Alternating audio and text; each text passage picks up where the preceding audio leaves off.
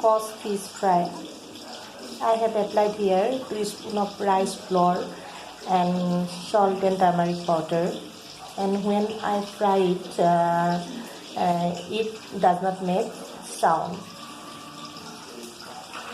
This is Kos fish. We are going to make fish curry with Roselle leaves.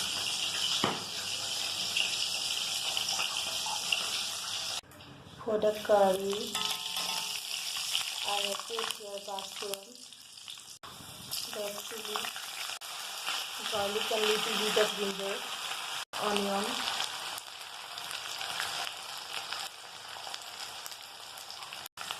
mixing it well. Today my daughter is making this curry. It become golden brown. I am adding here Roselle leaves. This fish has no bone, so it is very suitable for sealant. Salt, turmeric powder, little bit more turmeric powder.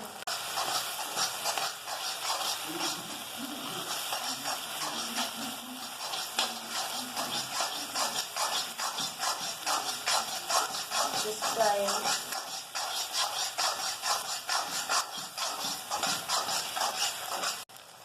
Little bit water and cook it for a few minutes.